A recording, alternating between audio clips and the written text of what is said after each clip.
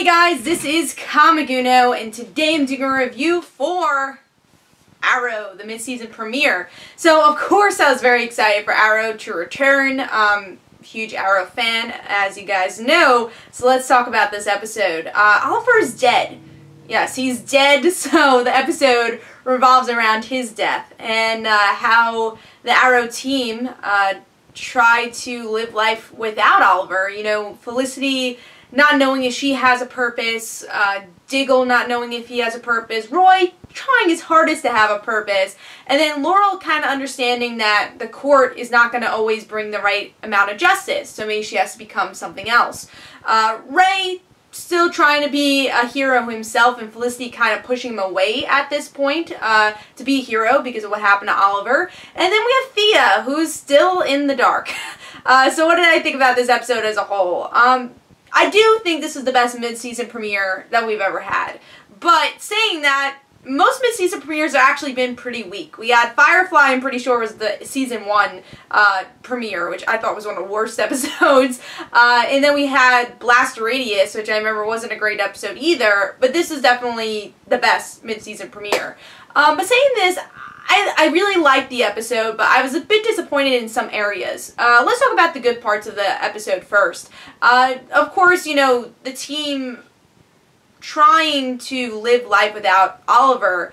I think just for writing this show, not having your main character in the show is just amazing. And they're going to do this for, I guess, 3 episodes. But also, Oliver was kind of in the episode a lot. I think this episode would have been a lot stronger if Oliver's body was not found. The ending, I think, also made it a bit like, oh, we know Oliver's alive, so, and that's the ending. We know Oliver's alive because Katana and her husband saved him. I was like, oh, really? Like, I felt that was a bit of a cop-out. Like, we've been really curious of how Oliver's going to survive, and he just survives because of Katana. We don't even know really how this happens, and maybe we'll learn in the future how this happens and how the hell Katana's still alive. I mean, it does show that the flashbacks, I guess, have some promise and actually mean something, even though I thought they were kind of boring this episode, but just a reminder of Oliver and this guy's friendship.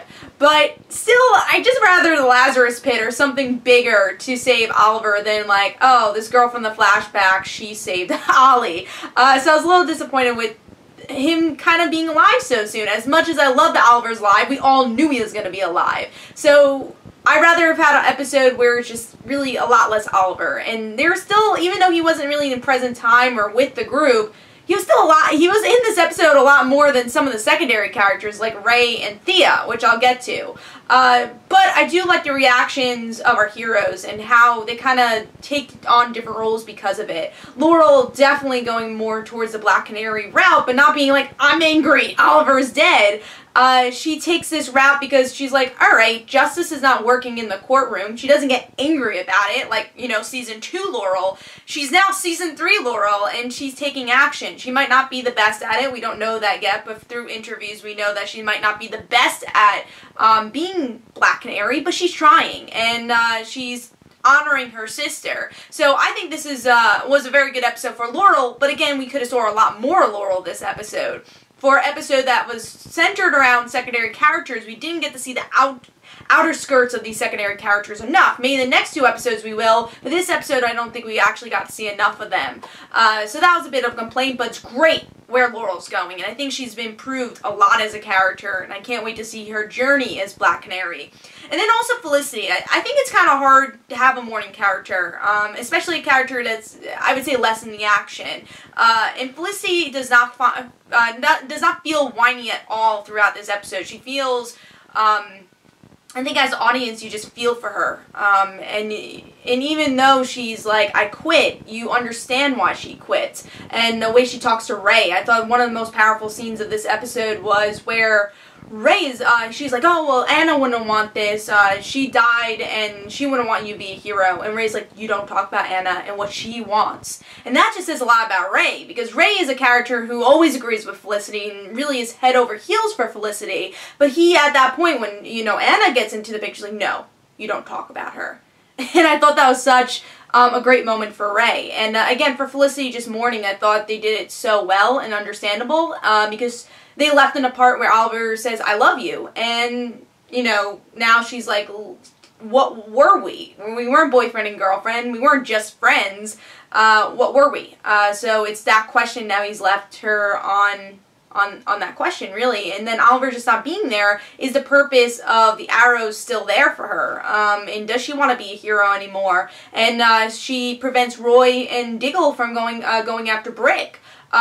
So I think that's a good moment for Felicity. Talking about Brick also, I thought he was actually a really good villain here. I always complain about Arrow villains. Sometimes they feel very one-shotty, but it seems like Brick is going to have a really interesting story. And I think you definitely believe how tough he is. So Brick is definitely interesting. I think a great motive for Black Canary, because again, Laurel's in the courtroom, sees that all her work has gone to dust because they're now on the street again, and now the only justice she can find is as Black Canary.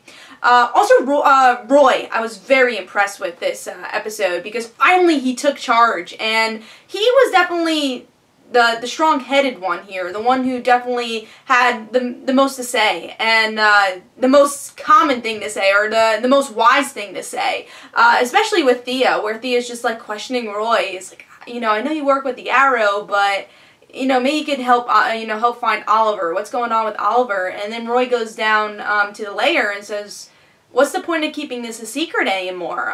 Should we tell Thea? I mean, it's just kind of hurting her. So Roy is very much the voice of reason. I think he always has been, but he's always been so pushed to the side, and now he's finally in the action, and finally has a lot of story, which is great for Roy's character. So last but not least, let's talk about Thea and Malcolm. Thea was honestly really disappointed about this episode, because one thing I was looking forward to, the secondary character centric episodes, is that we are going to see more Thea. Thea is my favorite character, and even though we saw some badass scenes with Thea, you know, sword fighting and throwing darts at Malcolm, there's only like, what, 2-3 scenes of her, and it's the same thing. It's the same thing of her. It's like, oh no, where's Oliver? You know, like, I know nothing. And as much as I think this made Thea's character stronger, that she didn't know anything, at this point, like Roy said, why the hell are you keeping the secret? Malcolm's only manipulating Thea more because of you not telling her. I think it would have been a perfect point to Roy say, hey, I need to tell you something, or hopefully in the next 2 episodes, Thea understands, because now she's going to go off with Malcolm out of Starling City. So hopefully by next episode, we'll see Thea kind of understand a little bit more, get more of a bigger picture, because I don't think Thea progressed at all here, and this is a moment where Thea definitely could have progressed.